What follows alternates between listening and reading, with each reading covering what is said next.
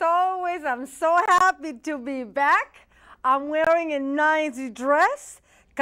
Katkova, she's my beautiful, drop-dead, gorgeous fashion designer. You see, I feel the words. And I'm getting excited. You know, guys, I try not to move much.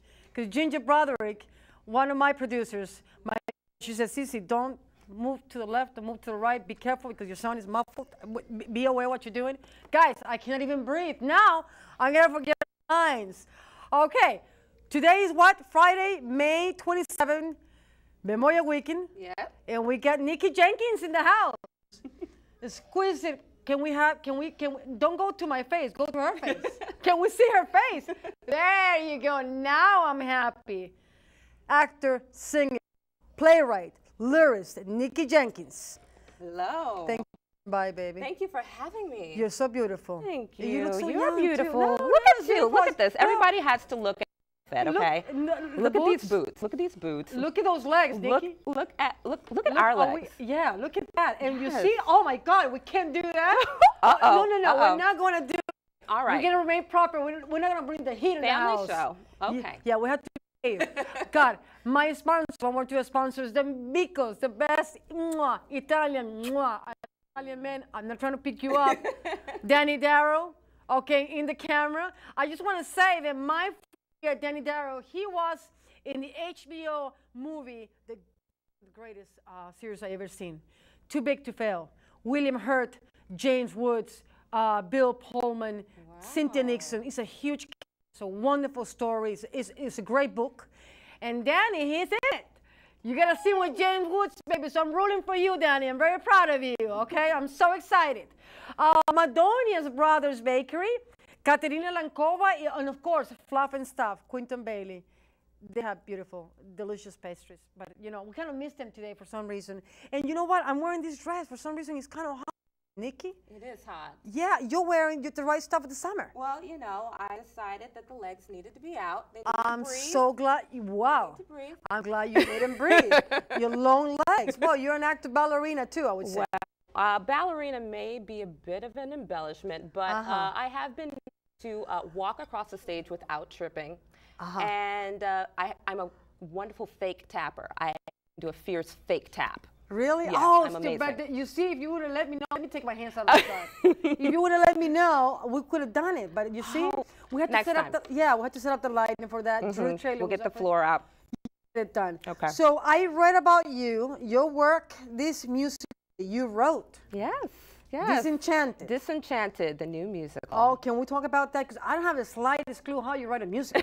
So can you please bring it on? Well, you know, it's kind of weird. I always have been a songwriter, but I never thought about putting the story with the songs. And when I moved to New York about 5 years ago, I had this idea in my head, just like based on my life, based on the craziness of trying to be in this business, especially being an African-American female actress. You run into so many like crazy things, and I had an idea for about 2 years, and I was like, I can't write this. I don't know, you know. And then the economy kind of went all the way, and I was like, well, it works, so why don't I make my own?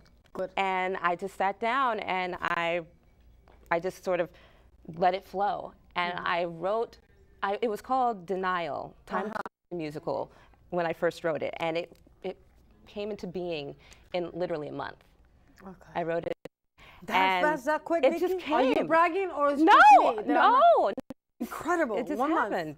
And from that point on, it's been about 2 years of revising and developing, working together with my director and my orchestrator, and it's now at a point where I feel like it's ready to really hit the stage. Oh, that's exciting. This actors 9. 9. 9 actors. Yeah, it's kind of a big show. And the director in the show?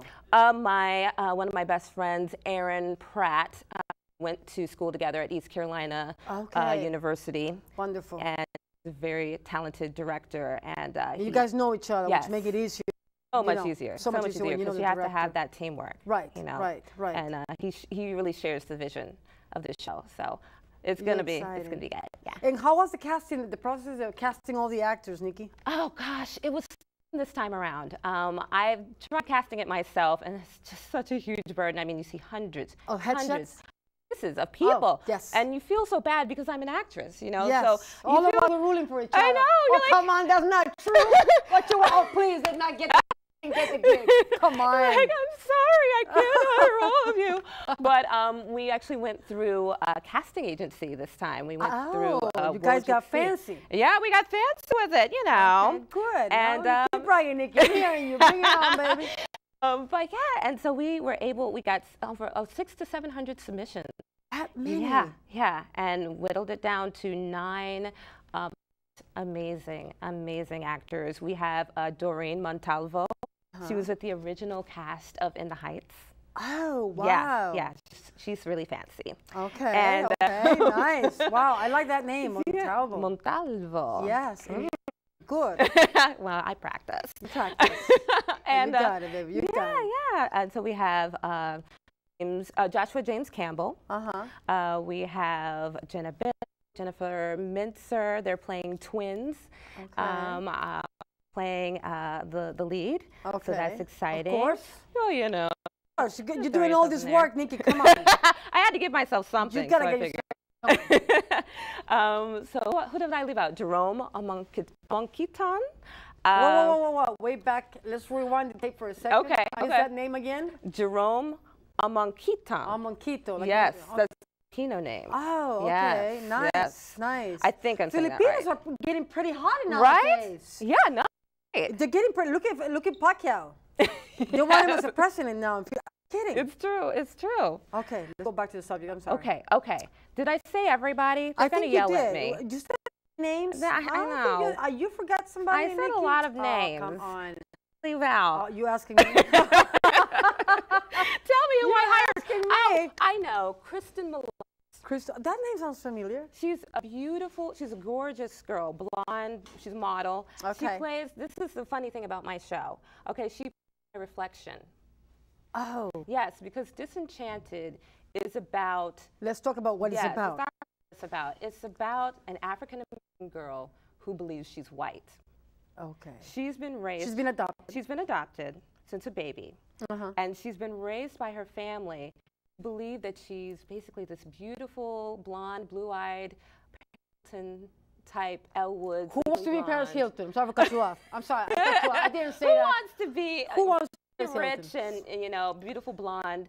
But yeah, so her whole life she's in this sort of fantasy land. She has no idea who she really is.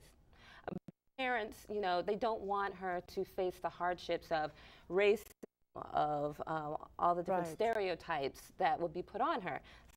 They're protecting her, and really they're cheating her out of discovering who she really is. So her whole life she believes she's this character Ashley Sue, and who's played by Kristen Millars, beautiful girl, very talented. But the thing is, because this Ashley Sue character is a real, but she has to spend her life playing me. So both of us are in this battle of basically not having any identity. Okay. And it's kind of a model, I think, for reality. Women so often are forced to be, I don't know, this certain image of beauty. Right. It's like we have so much pressure. Like we have to live up to certain standards, so whatever they want, A white woman should be this way, a black woman should be that way, a Spanish woman should be this way. It's never, I don't know, it's always, they have to, I don't know, it's crazy because it's consistent pressure. Women. And I'm sure you've experienced it. Yes. When they look at me, where are you from? What planet did she came from? They don't know where I'm from. Oh, she getting nice. Oh yeah. It's not about me. I'm trying my No. I have to concentrate. It's about true. It's true. As women, we've encountered it. And, and for myself, being an African American actress, I got tired of playing AIDS, of playing. Why? Are we in 2000? Guys, watch Spike Lee. Honestly. Please. There's so many great film directors, stage directors, so many new playwrights. Why? It's a need, it's a marketing strategy. It's kind of, what is it? It's so Why strange we keep because putting it in a box? so much has happened. We have an African American president. Right. You know, we have Oprah Winfrey. We have so many positive, powerful black role models. But Michelle Obama. Oh, she's like the queen. She's so great. Even though she put on the shoulder to the Queen Elizabeth. Queen Elizabeth. This is not the right queen, right? Oh my God! You see, I'm not into royalty. I'm sorry, but she went right, like right to the shoulder of the queen. And, yeah. Oops. Well, but yeah, exactly. But still, and so is it that most of the roles that are for African American women, slaves, maids, prostitutes. Right. And Spanish women need the same too. Yeah, really? Whether you're a maid or you're a prostitute or you're a whore, you're a drug addict, it's so much diversity in terms of where we come from. Really, and that's all I wanted to do. I just wanted to write a show that sort of flipped all the stereotypes on their heads and made fun of them. And it's really a fun show. It's very high-spirited. We poke a lot of fun at musical theater, at stereotypes within musical theater, and I think that the audience really gets a kick out of that. Nice. And it provides different opportunities for actors and actresses that audition for the show. Like, wow, I never got to play this kind of role before. And hopefully, maybe it'll be an open door for more stuff like this to be created. Right. Well, you're doing the right thing, and you're following your heart. You're putting your heart into this, trying to follow your essence as much as you are. You have to be, what's the word, faithful, or you have to be loyal to who you are. You can embrace who you are, and that's what you're doing with the show. Now, in terms of playwriting, acting, film, stage work, how do you see yourself first, Nikki? Where do you see yourself? It's funny. I started off in musical theater. I got a degree in science before I... Wait a second. Hold the drill. Hold the drill. Are you a scientist? I do have a degree in cellular biology. What is going on?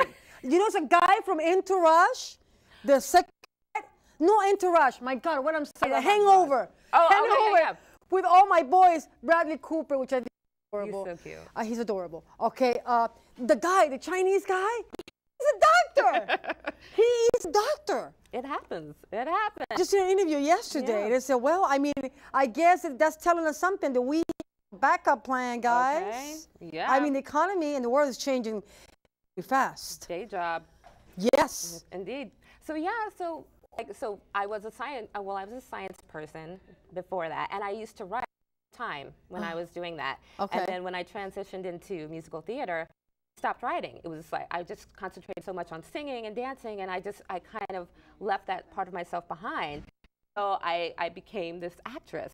But then I started to get that hunger to write again, and the songs started to come to me, and ideas started to come to me. And so it's funny, like in the past 2 years since I started writing and writing more songs, like I feel so much more complete now. I think it's 50-50. I think I'm like, I am an actress, I always will be, but that writer part of me, I need that to balance it. And you found your balance through your music, your work, Nikki. It gives you a voice, I think. It gives you a voice. And what's the goals and challenges along the way? And let me ask you, let me rephrase it. Producing a show, putting a show together, how tough is it? How difficult